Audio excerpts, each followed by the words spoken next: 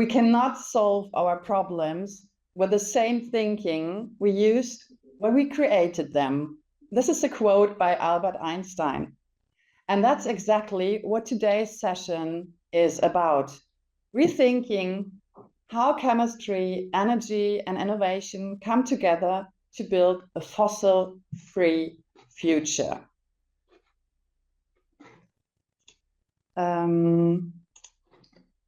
Good morning, good afternoon, or good evening, everyone. It depends on where you are, and a very, very warm welcome to all participants joining us from around the world. I'm delighted to welcome you to session 2 of our webinar series, Clusters, Crackers, and Beyond, towards climate neutral chemical production in Europe and beyond.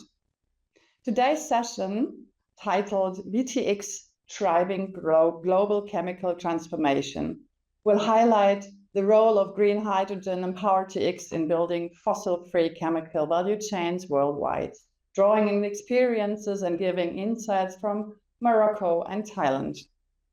We will discuss opportunities and risks of global PtX development and foster exchange between industry, policy, academia, and civil society. My name is Fiona, and I work for the International Sustainable Chemistry Collaborative Center, in short, the IC3. The IC3 is an international center promoting sustainable chemistry, innovation, and international cooperation. And I'm very pleased to guide you to today's program. You're very welcome to keep your cameras on if your connection allows. It's always nice to see some faces in the audience. And please make active use of the chat to share your comments and questions during the session. My colleague Paola will keep an eye on it. So let me briefly outline what you can expect in the next 90 minutes. We'll begin with welcome remarks from our Managing Director, Dr. Thomas Wanner, who will officially open today's session. Following that, we'll hear from our PtX expert from IC3, Dr. Christian Kolbe, who will share an overview and the technological foundations of PtX. Afterwards, we'll turn to the international perspective with 2 guest experts. Dr. Samir Rashidi from Morocco, who's acting general manager of IRISM, Institute Research Energy Solar and Energy Nouvelle, with his team. They are developing research projects and demonstration activities focusing on PtX, green chemistry, energy storage, concentrated solar, CSP, and hybridization of solar and bioenergy. And our second speaker, Dr. Savanit Bonyasuvat from Thailand, the Vice Chairman of the Bio-Circular Green BCG economy model at the Federation of Thai Industry, in short, the FTI. She also serves as executive in charge of sustainable strategy and management at PTT Global Chemical Public Company Limited, PTTGC, with her strong leadership in driving Thailand's sustainable industrial transformation. They will provide valuable insights into how these countries are emerging as innovation hubs for green hydrogen and PtX technologies. After all presentations, we'll have time for an interactive Q&A session where we will start with a short icebreaker from my side, 2 questions, and invite you to share your thoughts and questions in the chat. So without further ado, let's begin. It's my pleasure to hand over to Dr. Thomas Wanner, Managing Director of the IC3, for the welcome remarks. Thanks a lot, Fiona. Dear ladies and gentlemen, dear partners, I am very much delighted to welcome you all to our PtX Talk Plus webinar series entitled The Transformation of the Chemical Industry and the Role of PtX as a Catalyst for Restructuring the Global Chemical Industry.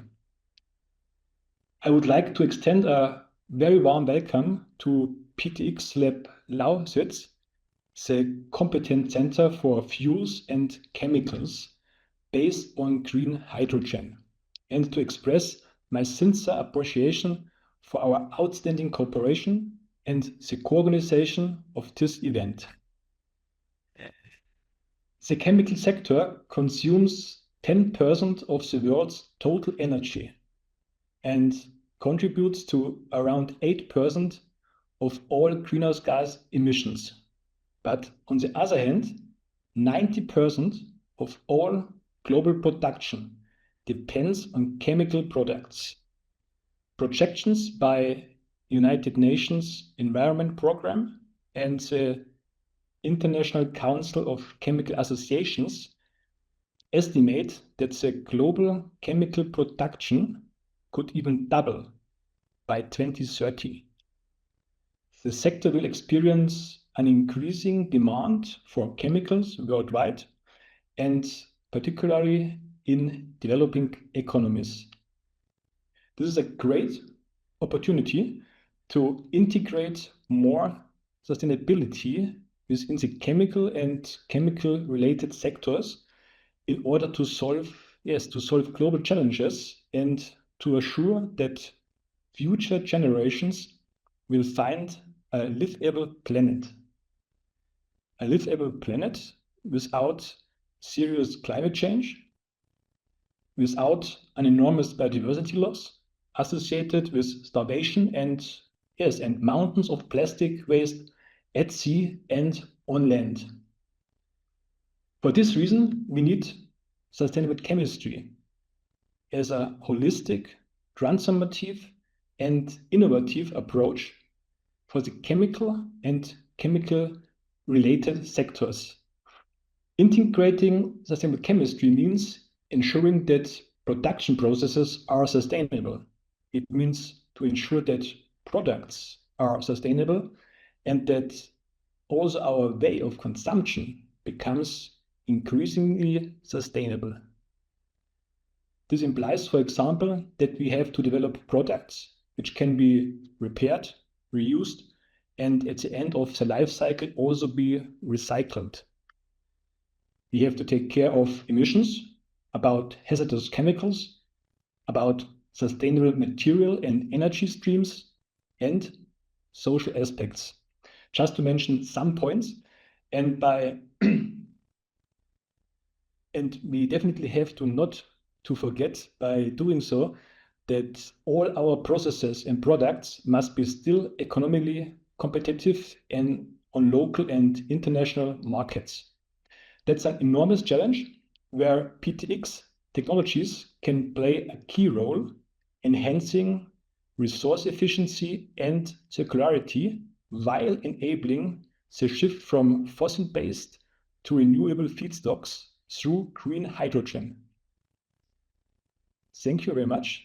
And I now hand over to my colleague, Dr. Kolbe, who will introduce the PtX topic and ISS3 activities in more detail. Thanks a lot, Thomas. I'm just going to start a presentation, share with you.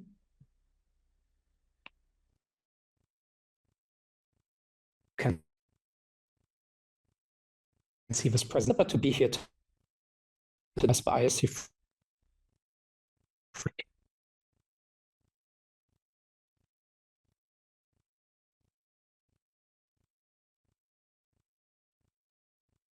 So I think, Christian, we can't hear you anymore.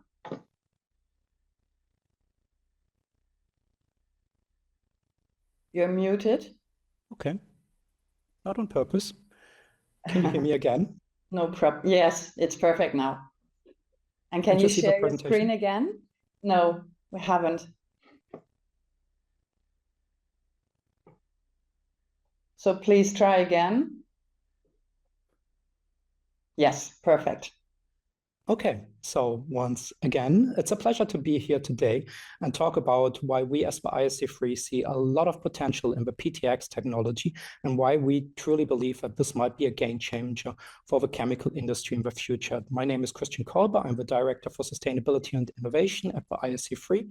And today I'm going to start my presentation slightly different when compared to normal presentations, because usually I start with science, and today we start actually with something slightly different, which is economics.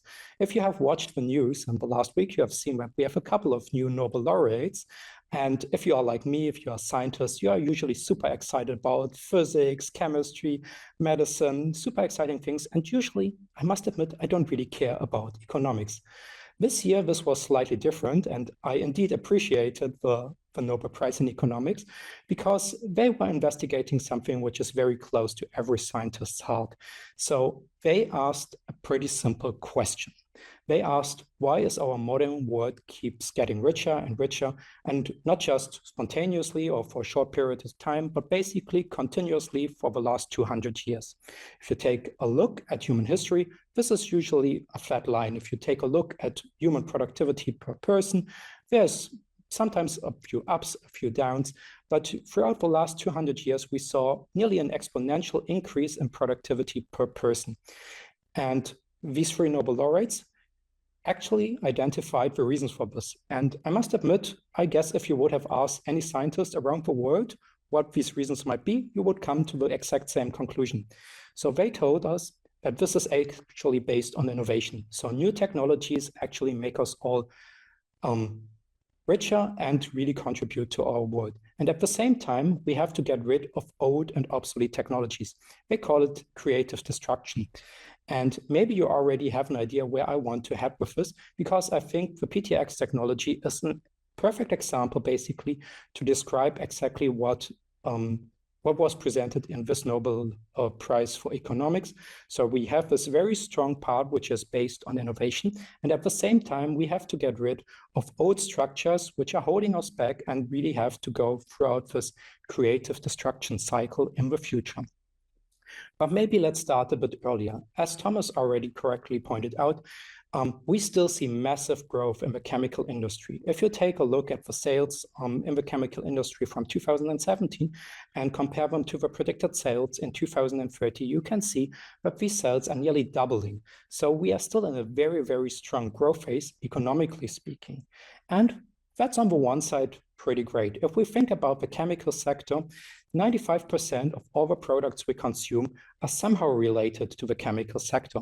However, such a big sector has also a couple of downsides. So if we think, for example, about energy consumption, we see massive amounts of energy being used in the chemical sector, 10% to be precise, or greenhouse gas emissions, 7.4% of the global greenhouse gas emissions. And you already get the idea why this might be a problem. We have exponential growth in the economic sector, but we are still living on a planet which is not growing exponentially. So we have planetary boundaries. And I'm pretty sure most of you have seen this graph here already once or twice before, quite often shared also on social media. For a lot of these planetary boundaries, we are already in a high risk area. So in other words, our current way of living is not ecologically sustainable. So we need a system which guides us through how responsible innovation should look like in the future. And luckily, we have this. So the United Nations Sustainability Goals actually give a perfect overview about what we need to keep in mind when we talk about sustainable innovation and responsible innovation. And to be honest, every big new technology we are talking about should at least at one point go through a reality check and see how does it actually perform on the individual SDGs. And if you now take a look at, for example, the PtX technology, I think this is kind of a perfect example to describe why it is a technology which truly matters.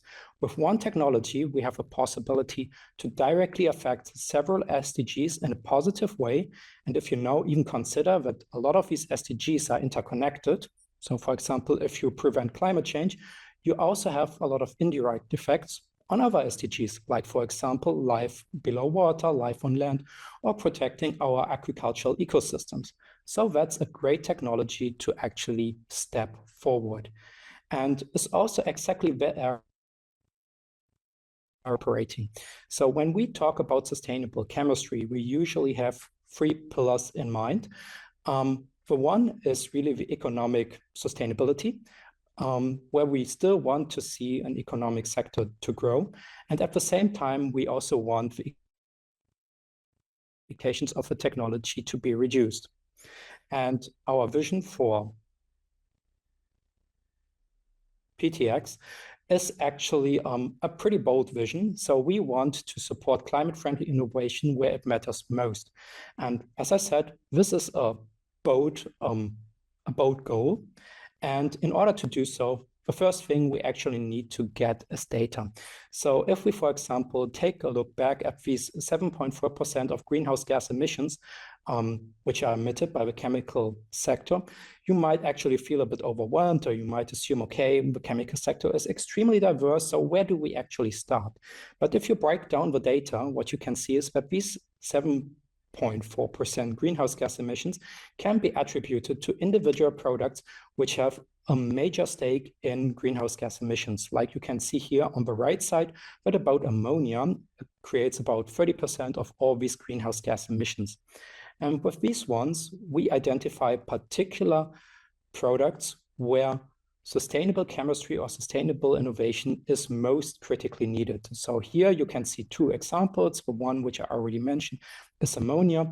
We have a high amount of greenhouse gas emissions with nearly 0.5 gigaton of CO2 emissions per year of a product which is predominantly used as fertilizer, so a very important product which is used to really secure food security all around the world, or methanol, which is used in a lot of different products in the end, so not like this classical mono usage as for ammonia. And again, we have a very high amount of greenhouse gas emissions for particular products. And what is in addition important is that we see potential. We really need to see potential for a more sustainable future. And this is basically shown always in the lower part. Ammonia and methanol are predominantly produced with classical methods, which produce a high amount of greenhouse gas emissions, and only a very small amount is done by renewable sources or biomass. So there's a lot of potential and a lot of possibilities in the future.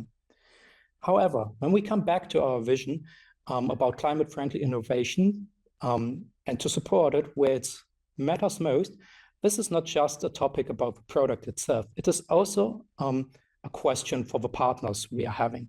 And especially when it comes to technologies like PtX, it's important to investigate such technologies on a global scale. So what you see here is a figure from the Fraunhofer Institute, a study they published, where it is investigated which countries might be best suited in order to establish PtX technology and then cost effectively also provide the final products in Germany. So including not just the local areas or the local capacities of a particular country, but also, for example, taking into account transportation costs and things like that. It's super crucial to really keep in mind that PtX is a global technology which needs global partners.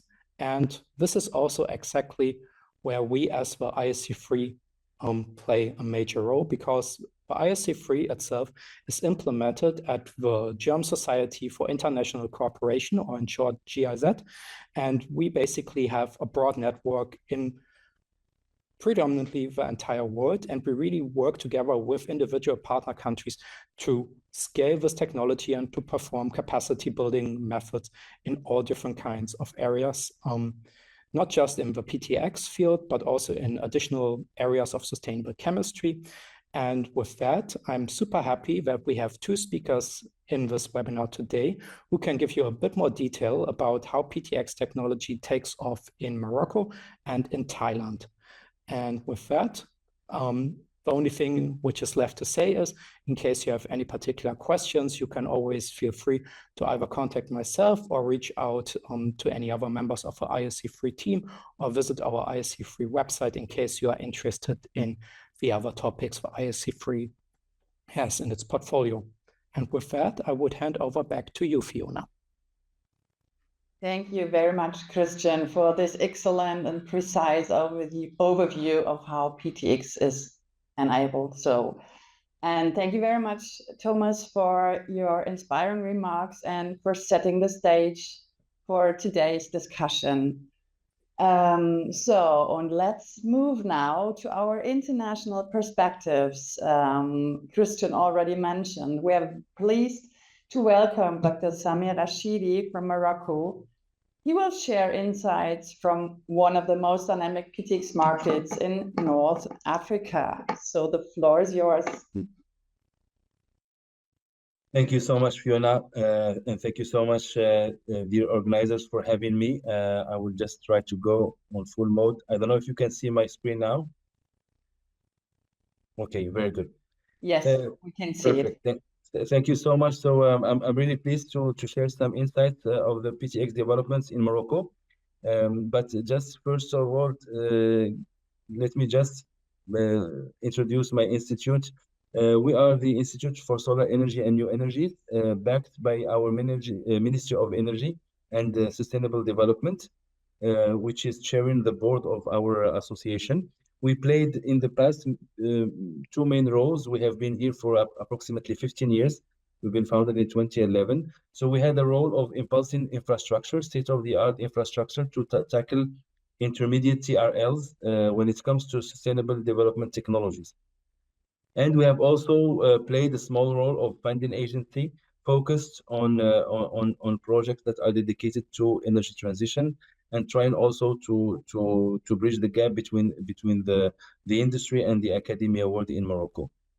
So one of our big, let's say, flagships is the what we call the technology platforms or the infrastructure we are trying to invest in our country. So the Green Energy Park was our first legacy, our first project. It has started around 2013, approximately 12 years ago. And the idea is, as I said, to showcase the technology at a megawatt scale. So the focus of the Green Energy Park was mainly PV, solar PV, photovoltaic, PV, and also CSP, concentrated solar power, and also the applications. So desalination, cleaning of PV panels, storage, thermal energy storage, etc. And the other... Samir, just a second. Can you share full screen because we see your note? Is it if it works? Okay. So that we can see the slides much more better.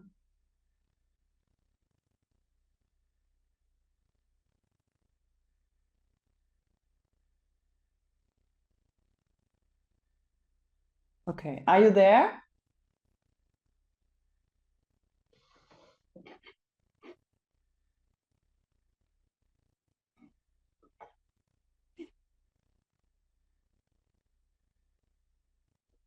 So maybe I think we lost him somehow.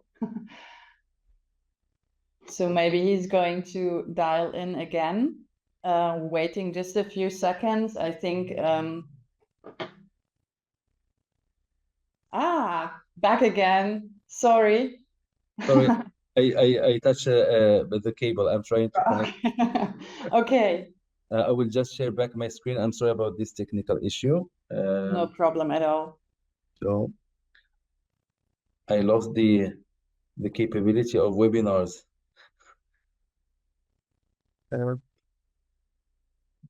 We are used now into the in-person meetings after COVID. So yeah, exactly. Try to get back to virtual. Can you see my screen now very well?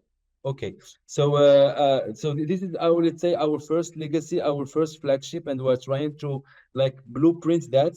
So the idea is really to be a playground for industry and also researchers in a very pre-industrial or intermediate TRL level, as I said, for technology developments in our country. We are a developing country. We are not a very, developed economy. So we are trying to use those kinds of infrastructure to evangelize about the technology, to test the technology on the real like conditions, and also to use this capacity to build expertise and also human capital that will be able in the future, inshallah, to run big projects.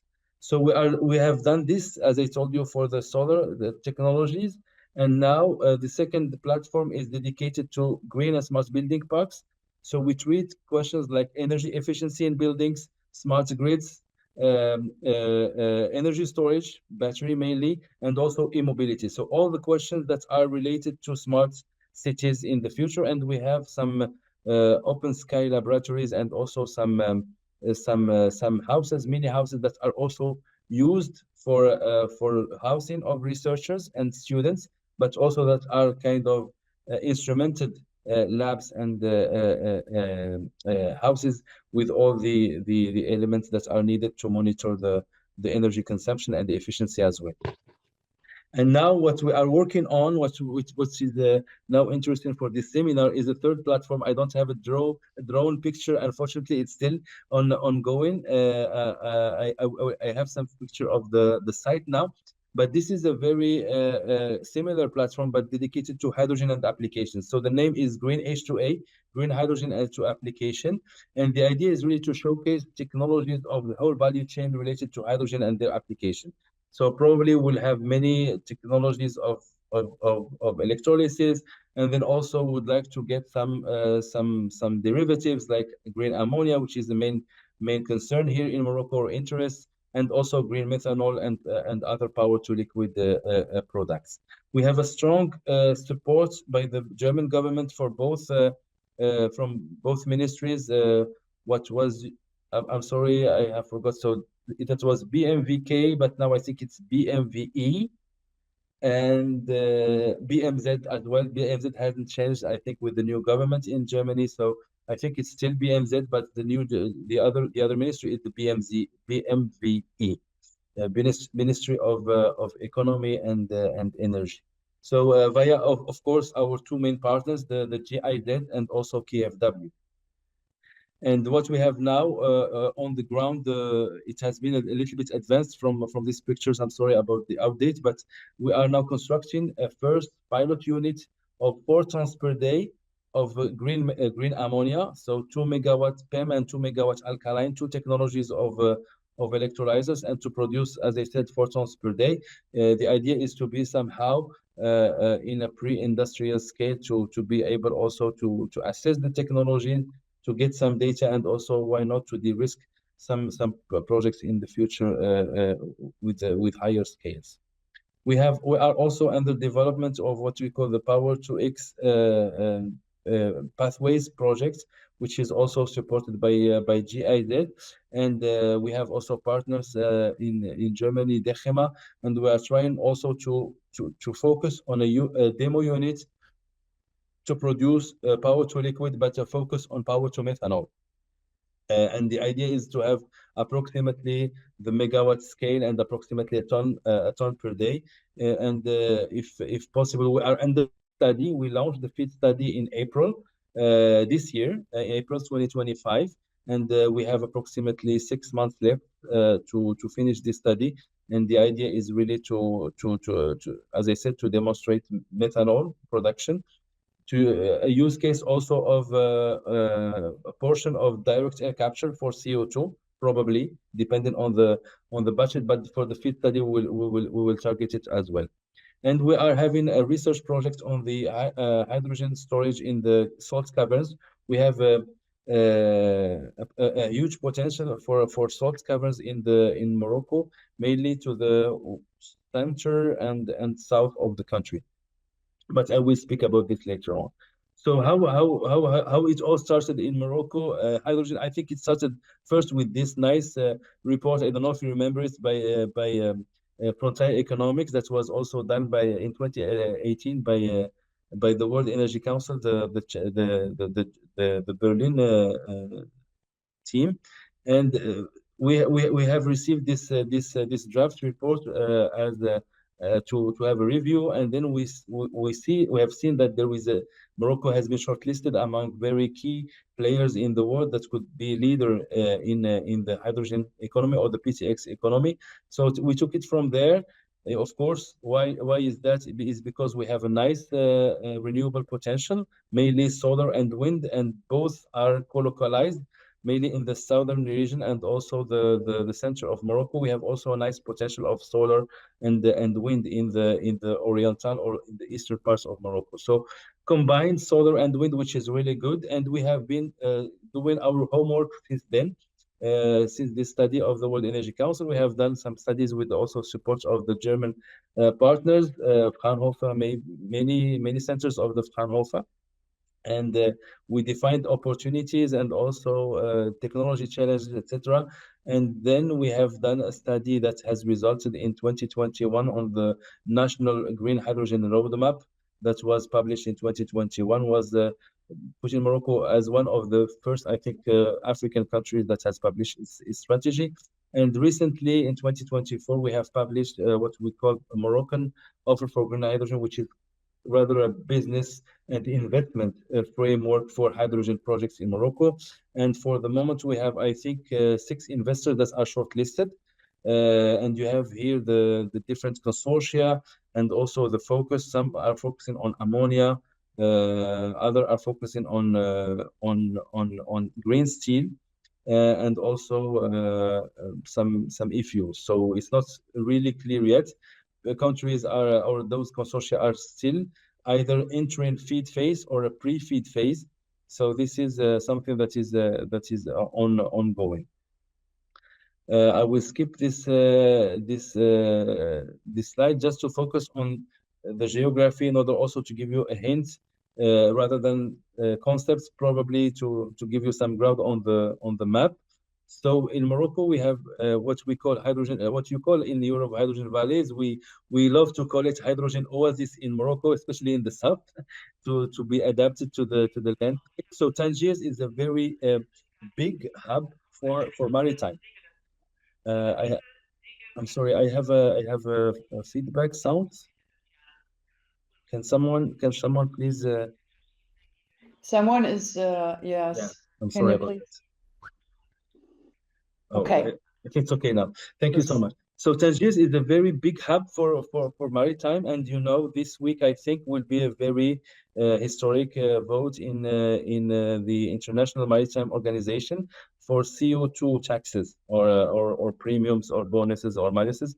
That will be, I think, voted this week in, and this is a very big issue since also Morocco having this hub of Tanger Med is in the top 20 ports in the world in terms of transport volume. So and it's also considered as a European port. So it is also submitted to the EU regulation when it comes to emissions. So for this port, it's really critical, the sustainability part and also the availability of e-fuels in the future as a matter of competitiveness, not only just to do some ESGs or some nice indicators, but it's also a matter of competitiveness. We have a nice also wind and also of course solar potential here and potential off-takers in the future. That could be one of our valleys in the future in Morocco.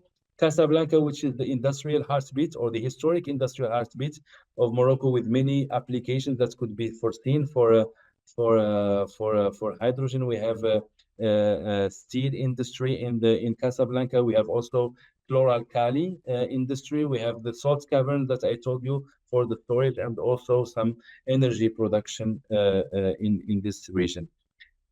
But the main focus now and the low-hanging fruit in Morocco is what we will find here in the Jorf-Lasfer complex. It's our Loina kind of chemical complex in Morocco, which is one of the biggest importers of gray ammonia in Morocco. This port imports approximately around 2 million tons of gray ammonia per year, and it's one of the biggest sites for ammonia for fertilizer production in the world. And this is also the site of the green H2A that I was talking about. We put our technology platform inside the industrial site in order also to be co-located with industries and also have a nice and applied R&D that is also very practical and easy to fund as well. We have also in this region some CO2 sources. Of course, it's not good to speak about CO2 from a coal power plant that is not very far, but also we have some steel industry not very far from the site of Jorf. It's 1 hour drive south of Casablanca. To the south of Morocco, there is Laayoune, which is also a very big city for phosphate production. That could be also one of the hydrogen oasis in Morocco with strong wind and also strong solar potential in the region. And Dakhla, which is in my eyes and in the eyes of a lot of experts, not only because I am Moroccan, the best site to do PtX in terms of of cost, because we have a very nice load factor or capacity factor for those who knows from wind. We have approximately 65 to 70% of wind only, and if you add on some solar, 25 to 30% of the time, which is really give a very nice. It's not a full load, of course, for electrolyzers, but it's a nice capacity factor. Then the cost. In some studies, we have found, my colleagues have found, and we have published a paper around 2.5 euros per kilogram cost of production locally. So this could be a nice one of the best sites to do PtX, at least in the beginning, where everyone is looking to have a low price of LCOH, low levelized cost of hydrogen. We have also the Nador region, which is to the east of Tangiers, which will be hosting one, I think, at least 4 times bigger port than Tangiers, and it has also an oil and gas historical mission. So this could be also a nice site to produce. Probably if used in the future, and also energized by the solar energy and the steel industry that is also there in the region of Nador, which is very close to the Algerian borders. So how we could transport this hydrogen? Some just ideas of a researcher. Please bear me for just 2 or 3 more minutes. So I think, in my opinion, ammonia will be the first low-hanging fruit, as I said, as a final molecule, but also as a transport molecule for hydrogen.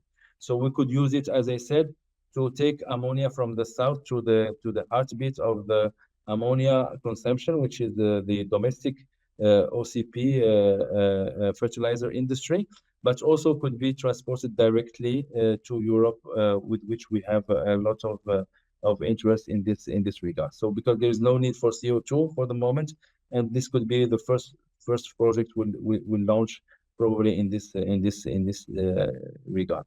Then we have probably in the longer term pipelines, but this will depend also not only about Morocco, but it will depend also on the inter EU discussion that Spain should have with France, should have with Germany, to make the infrastructure possible, and to have this corridor that could also transit from Spain to Rotterdam or Hamburg or any other heavy industry in the EU. But this is, I think, beyond Morocco. Scope. We could engage in the discussion, but I think the feedback or the launch should come from the EU, in my opinion. Then we have, of course, if used or any other power to liquid product, but then we will have a big question mark on CO2. So this is why I put the yellow line. Probably if the CO2 of Morocco is not enough or is not compliant, because there is a big issue on compliance, and Arafin BO and other biogenic, not biogenic, industrial, etc. CO2. So we could also imagine that we could have imports of CO2 or compliant CO2 from the EU in the future to the south, because in the south we don't have any big industry. The main industry is in the north, but then CO2 should be compliant. So there is a big issue there. So this is why we need to discuss and to work together for this sake. One very sexy option is the green steel. Sorry about the word, but it's really nice vector for hydrogen, because then it will serve.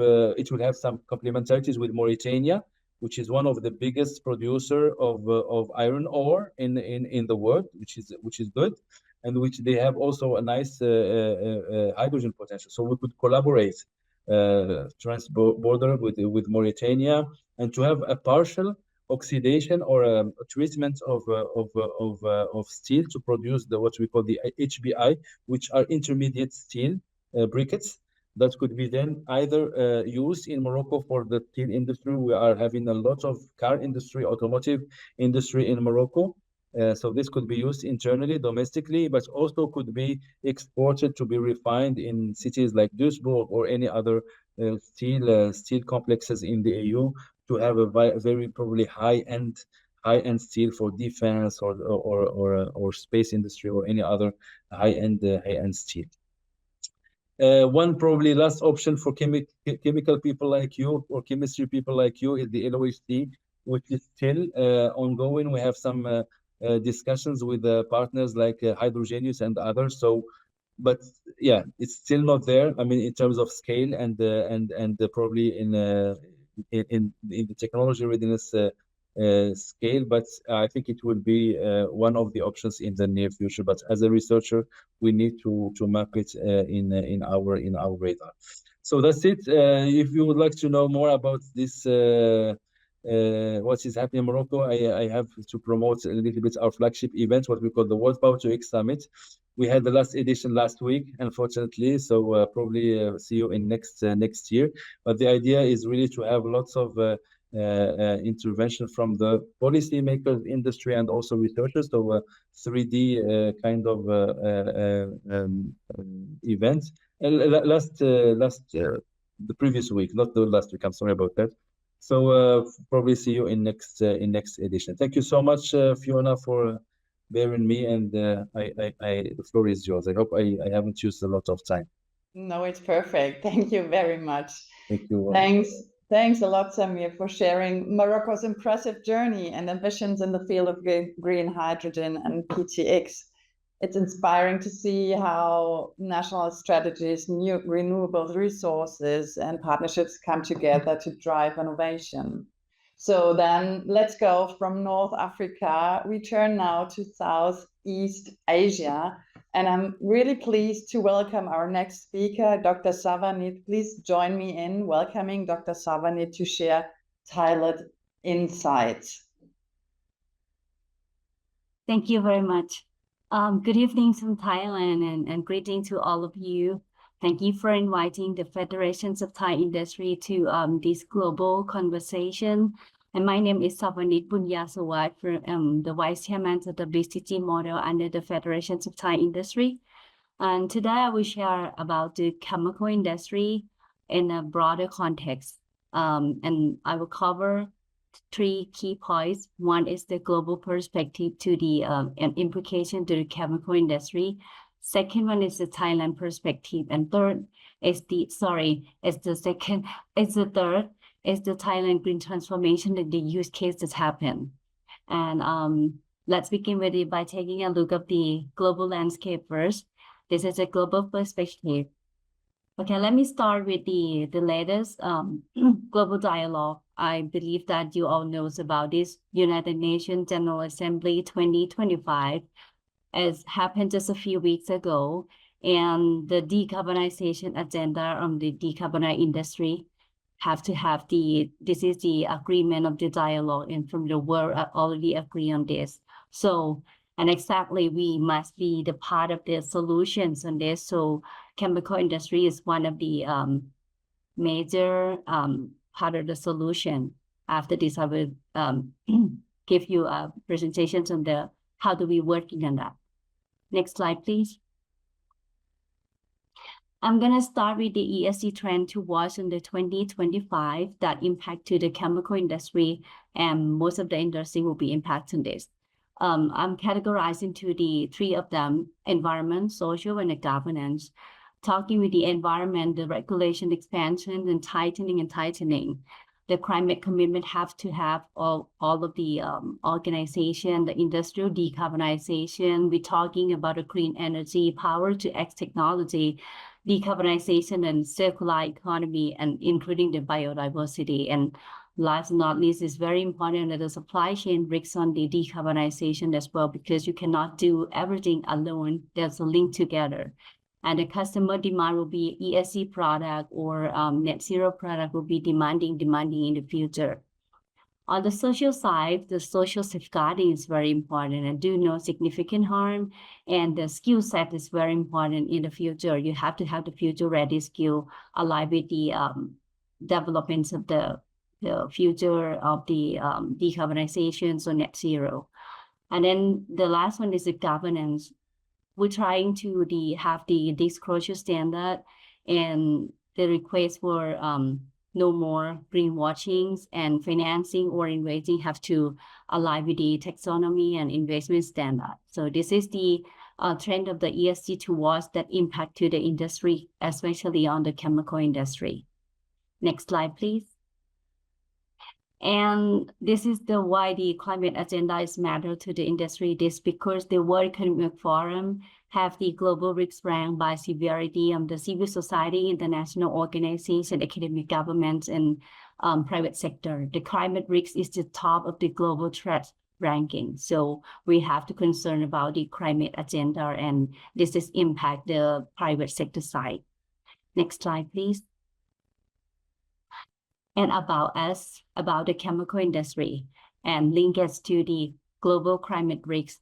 We are the part of the problem as well. So today we have to be the part of the solution. The problem is 7 to 8% chemical industry is have the global greenhouse gas emissions. And we're now talking about 3 emissions, scope 1, 2, and 3. Scope 1 is us. Scope 2 is the utilities or electricity. And scope 3 is the supply chain. And this is the top 3 carbon-intensive industrial sector of the chemical industry. And more than 100 countries with the net zero commitment, including Thailand. And the solution that now we have many pathway, but this is example of the full core pathway of decarbonization. The first one is the technology that we did earlier. The speaker already discussed about the P2X and the sustainable chemicals, the circular and recycling material, and the last one is the low carbon feedstock that we have to consume. But there are many more to come, but this is the example of the problem and the solution that we have to be part of it. Next slide, please. The second one is the Thailand perspective.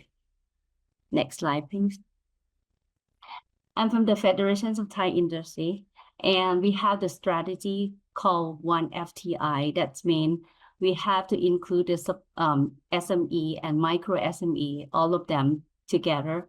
And this is our chairman. He is always walk the talk and discussing about the bio-circular and green model. This is the ESG strategy or national strategy of Thailand, because we have the bioeconomy. We are the agriculture base, and the circular economy that align with the ESG in the future, and the green economy is how do we working well on the how much green that we can contribute to the GDP of our countries. This is the BCG model, and we believe this is the next gen industry. This is the circle of the strategy of the Federations of Thai Industry that we're working together. Next slide, please. And I already mentioned earlier on the bio-circular and green concept of national strategies of Thailand. This is the picture that links to the United Nations Sustainable Development. So this is the national strategy, from the pressure to the opportunity. Next slide, please. This is the example of product that bioeconomy in Thailand is covered. We have the biocosmetic, bioplastic, biofuel, and biofertilizer, and many more to come, aligned with the international standard. And we have setting standardize our product in Thailand aligned with the international solution. Next slide, please. About the circular economy, we're working together, not just the private sector side, but we're working with the public sector, public government agency, and the institute.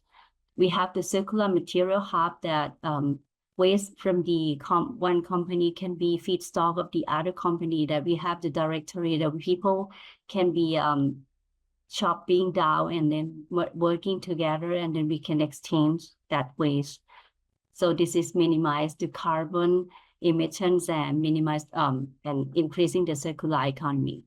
And we're working with the international alliance on the Alliance to End Plastic Waste, on working the plastic road from the plastic waste of the plastic, making the road, and then we have to make a city on from the used plastic to how do we handle it and make it recycle.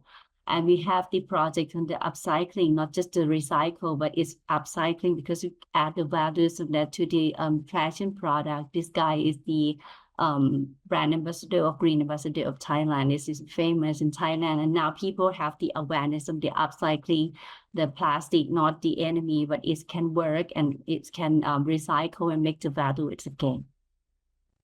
Next slide, please. From the green part, the Thailand climate landscape. This is a very big picture of our countries.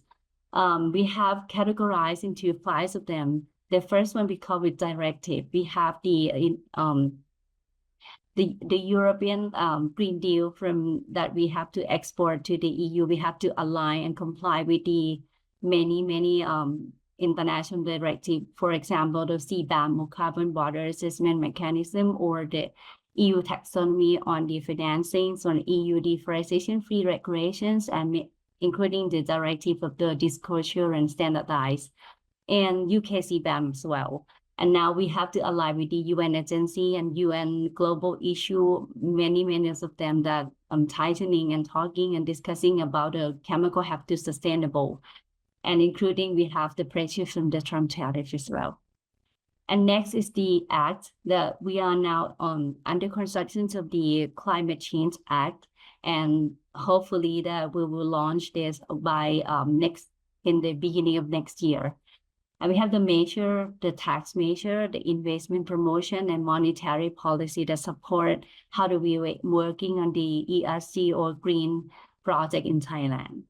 And we have the guideline, the Thailand taxonomy for climate finance that align with the European taxonomy for climate finance as well. And we're working on the Thailand baseline.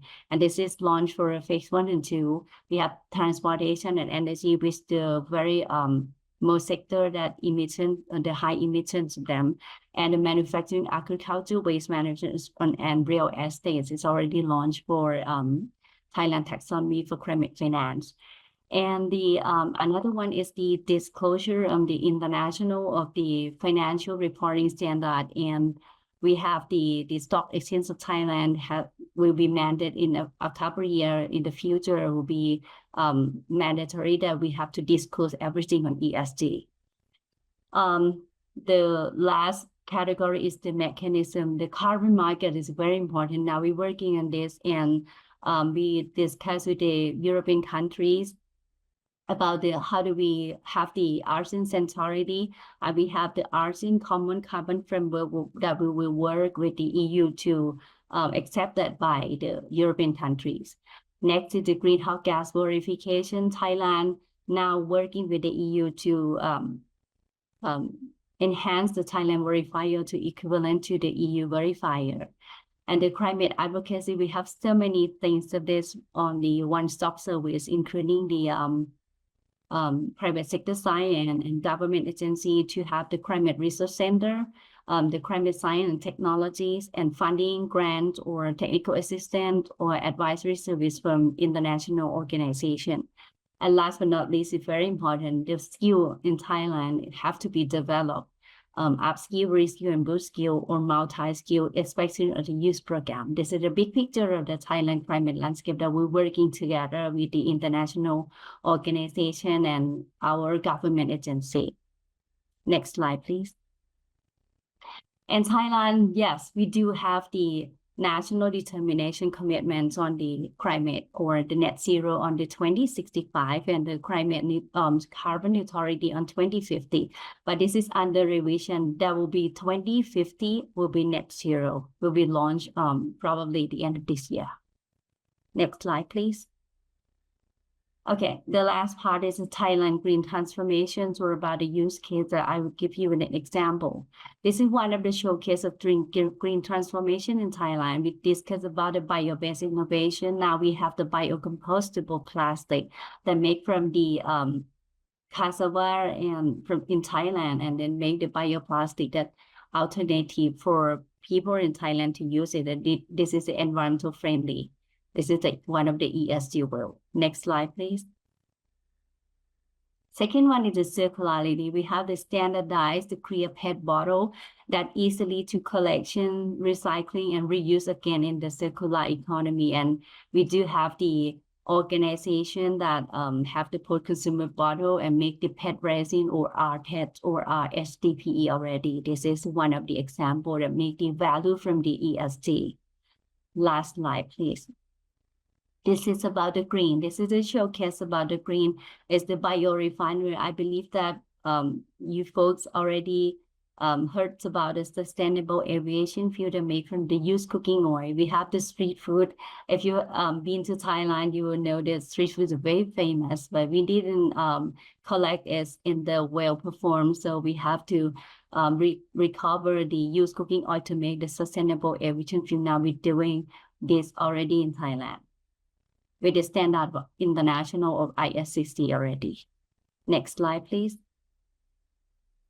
I already give you the 3 examples of bio-circular and green. Just the example, we have so many tremendous of the ERC product or project in Thailand aligned with the PtX. And this is the key takeaway of the 4 key takeaway. I will spread into the 4-3. Transform as the average change will be create a new chances. And the trend, I want people to think about the opportunity more than the problem. And the technology, any technology that move with the nature, not against it. And the talent, we need the future ready skill. Möchte ich nochmal was ankündigen, ganz grundsätzlich für alle. Und zwar wissen wir, dass es extrem viele Informationen sind, sowohl zu den Regelungen als auch insgesamt zur Einordnung dieser Transformation und Veränderung. And finally, the talent. We need the future ready skill. And the most important that we must move together, because at the end of the day, we will have just one planet. The last slide, please. Yes, the only one we share is just one planet. Thank you very much from Thailand. Thank you very much. Thank you really very much for your valuable insights and for highlighting Thailand's growing role in the sustainable transformation of the chemical industry. It's remarkable to see how different regions are contributing unique solutions to the global PtX landscape. So before we move into the Q&A, as I already mentioned, we'd like to start with a short and interactive icebreaker. So my colleague Paola will now post some questions, exactly 2, with emojis in the chat, 1 line for each question and for 1 emoji, and then you can like, so you can react with a like to the emoji that best represents your opinion.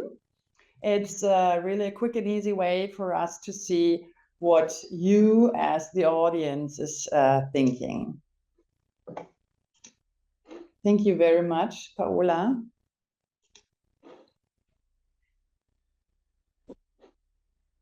So the question is PtX essential to achieving net zero emissions? So we have one for yes. So we have the globe, the earth for yes, and the thumb down, sorry, for no, not essential. So please feel free. Okay, so we got 9 now, 9 for yes. So thank you very much. It's very interesting to see. So, but it's clear the yes is leading. So, and the second question is, would you personally invest your own money in a PtX startup? So then we have the rocket for yes and the monkey for no. So feel free to choose. So let's go for it.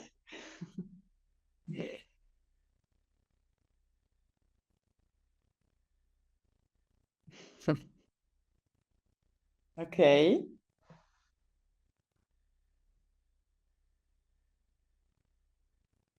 Okay, startup not, but first ever investment, yes, okay. So do we have other quotes? No, not risky.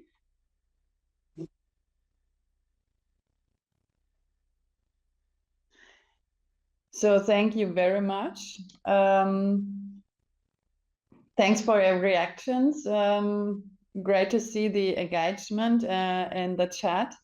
That gives us a short snapshot of your perspectives before we head into the open Q&A session. So please share your thoughts in the chat and feel free to post your questions for our speakers as well. So then we can open the discussion. Exactly. So we can have some specific questions. So please feel free. And to our speakers, so if you have any questions, so feel free to. There's one question in the chat. Do you believe PtX will significantly transform the chemical industry by 2040? So who would like to just go ahead? Just unmute yourself, and yes, exactly. Just go ahead, Samir. Okay, thank you so thank you so much, Fiona.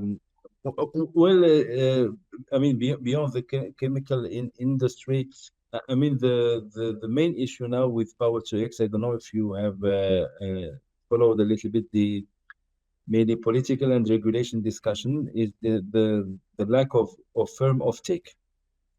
I mean, this is what is really, I mean, probably not blocking, but really slowing the pace of the project developments. I mean, even if for the biggest project now, like NEOM, which is a gigawatt scale, I think 2 gigawatts electrolysis capacity for green ammonia production, it's complicated to have a 100% offtake for their production. They are of course they are going there. They are construction. I think they have finished the construction of 80% of the infrastructure, so they are well advanced. But still, there is no I mean abundance when it comes to the offtake, and this is, I think, a very big issue that is unfortunately beyond us as technicians or researchers or engineers that are trying, let's say, to move the threshold, to increase efficiency, to find some disruption, innovation in the processes, which is really good, and we should do that. But in the meantime, the unleash of the large-scale project that will feed this research and industry is still lacking, and we feel like with this geopolitical crisis and priorities that are also changing for the governments, mainly in the EU. I can speak about the EU because when for Morocco, probably the opportunity of PtX, I think it's like 20-30% domestic for the fertilizer industry, and probably the majority, 60 to 70%, is for export. And when we speak export, for us, it won't be the US, it won't be Japan and Korea, probably, which will be served better by the Middle East or Australia, but it will be Europe for us. So then this kind of offtake regulation, RFNBO, this is also a hurdle for us. And probably all the discussion I have mentioned in the presentation, the CO2 sourcing, which is somehow a barrier, an additional barrier. It's not to say that we don't want regulation. It's not. This is the approach. We think that the regulation effort that has been made by the Commission is really good and useful to make transparency, to regulate, and to structure markets. But we need to have a market first. And unfortunately, the feeling that we have, especially for outside Europe projects, and these are discussions that we have with developers. I am also part of an industrial cluster for hydrogen, and we have this discussion, is that how could this potential out of EU hydrogen access the market, and probably to give some room to the first movers, to have, why not, some subsidies, different way of subsidies, either premiums or carbon tax, why not? We need to talk about that, because if not, unfortunately, we will not trigger the market. So I think the discussion, unfortunately, and I'm really sorry to slide or to offset the discussion on a more political agenda or an aspect, but it's not technological.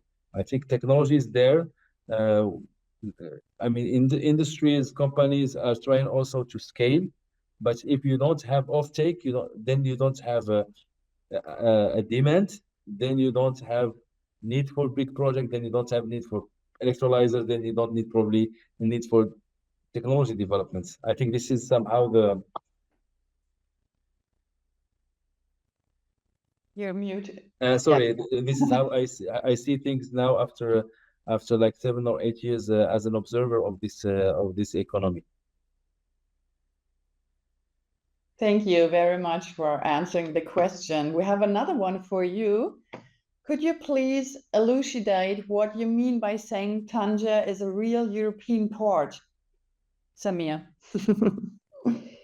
It's a port that is working a lot with the EU, and then the EU, for a competitive reason, and also for an environmental reason. It should be abiding by, because we are like 14 kilometers away from Spain, and it's not fair if we are this close to EU and competing with EU ports without the EU rules. So this is why it's a kind of a competitive approach, which is, I think, in my opinion, it's fair. It's also, as we say in French, it's like a nivellement vers le haut. It's like we are pulling also the standards, which is also good for us. So if you visit Tangemed, it's really a very well managed port in a really high standard. So they're really in the top 20. I think it's not in the chemical part, but it's in the container transfer. So I think in the top 20 in the world. Thank you. So we have another one. What is your take on whether PtX technology and global production capacities are scalable, enough to address decarbonization and challenges surrounding climate change, and are scalable quick enough to address them in time? That's indeed a very good question. It always depends a bit on where you put your priority. I mean, we see very much momentum for renewable energy sources at the moment. The question is how we want to use them. So whether we want to put this extra energy, which is sometimes produced, especially during daytime when solar panels are producing a lot of energy, whether we want to store these ones in batteries or whether we want to use them for technologies like PtX. If we look at global trends at the moment, especially if we think about hyperscalers and battery production, I would say there's a bit more momentum for batteries, but this is really something which could shift very quickly. It's just a matter of where we put priorities. Thank you. Anything to add? So, because then we have now the next. Yeah, sorry. Yeah. Just to complement Christian's insight. From another perspective, I think the scale now has a little bit switched. We have been in the last 3 or 4 years, we were speaking more about gigawatt scale. Everyone was gigawatt scaling everything. But now we have more, let's say, and I suggest that you could, if you could go to the last reports by the Hydrogen Council, that's also state and the Global Hydrogen Compass, which somehow map all the projects that are like either cross the FID, the FID, so final investment decision, FID, under construction or under operation. It's approximately 500 projects totaling approximately 110 billion euros or dollars of investment. But we are more on like intermediate scale, like tens to hundreds of megawatts, which is now, let's say, the wisdom of the crowd. I mean, all the projects now that are under development are targeting this layer or this range of scale. which is quite good, and it's aligned also on what we could see in the electrolysis capacity production in Germany, for example, or in Europe, Siemens or McPhee or Jean Coqueril. That are now, or Accelera and Neosera, for example. Sorry to say to name all the brands, but I think it's there, and the time, because the question is speaking about the time. I think, in my opinion, we will see those projects at least outside of the EU, not subsidized projects, in 5 to 7 years. So we are expecting, at least in Morocco, somewhere between 2030 to 2032, the commissioning.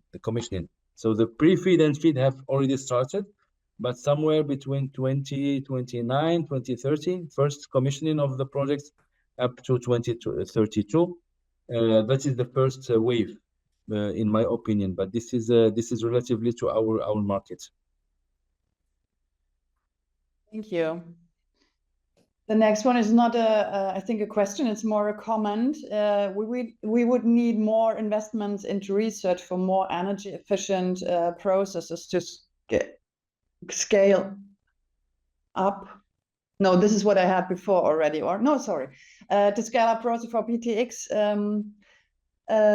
production. Further hindrance is the huge bureaucratic processes for allowing the implementation of new processes, especially in Germany. So we all know this problem. Can you agree, or it's just a comment? I would say it's just a comment. So anything to add from your side? So if not, so I go to the next question. The criteria of temporal correlation is under discussion in Europe, monthly versus hourly, as argument also to project local energy prices and avoid cannibalization of renewable energy, ramp up locally by experts. What is your perspective from Morocco? Is it needed for safeguarding and protecting RE ramp up locally, or is it not necessary to mitigate the risk? A very interesting question, and indeed we had this discussion a lot with our European partners in early 2020. That was really a very big question. How are you trying to cope with exporting green molecules and electrons sometimes, because we have those projects who would like to have cables to Europe, and also your demand, the decarbonization or defossilization of your energy mix. The short answer to this question is really the potential. We think that we have a huge potential in terms of land, solar resources, and wind resources to have enough for both. I think, just to your knowledge, we have approximately around 12 gigawatt installed capacity now, which is not very big. I think Germany is around 200 probably. And probably we are foreseeing that for 2030 we need to be around the 17 gigawatts to 20 gigawatts. So this is not huge. Probably if we take the picture to 2050, things will change. But I think the potential in Morocco is in terawatts, so 1,000-fold. So I think it's there is enough potential not to worry about that. On the contrary, I would say that we see it really, if the storytelling is real one day, as a real development argument to Morocco, because it will add up to the industrial development. We have a very nice success story now in the automotive and the aviation sectors, and now we see this as a way, or as an opportunity to industrialize in the green business.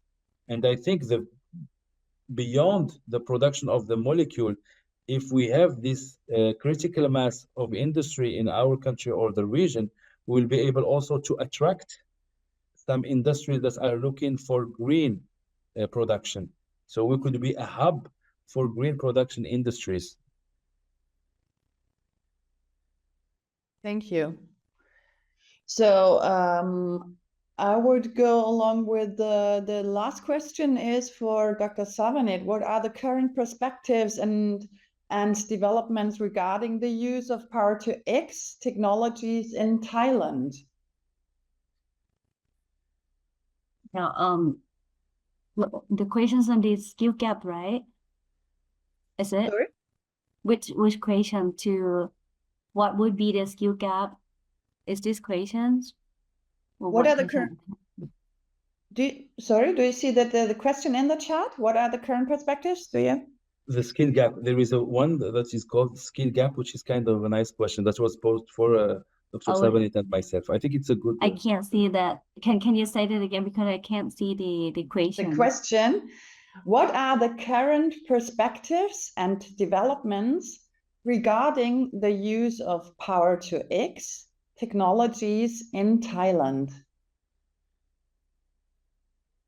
Okay. I think there's Power-to-X technologies in Thailand is very I might say three of them. The first one, the technology is about the cost of technology is very high. The policy in Thailand is not clear about the green or incentive, and the industry did that. We might lower the cost that if we have to share infrastructure, for example, on the decarbonization, the carbon capture utilization or carbon capture storage is very important.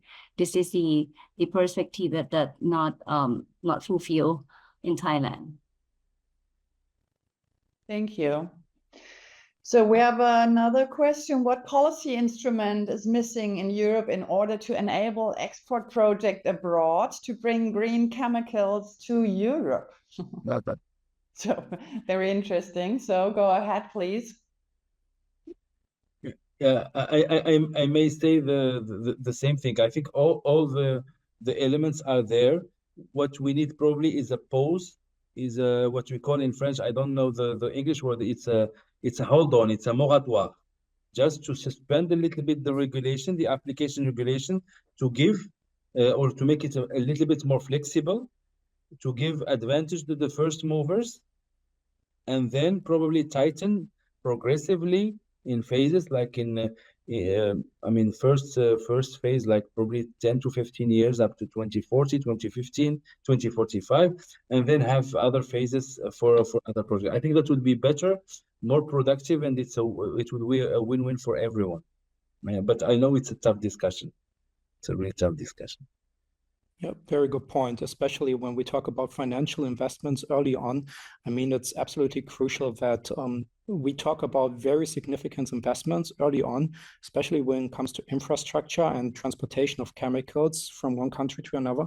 So this is something which is not easily accomplished. And I mean, we had this icebreaker in the beginning about this question on whether we would invest into like a PtX startup. And the response was not as positive as for the first icebreaker on whether we see a relevant role for a net zero economy with PtX.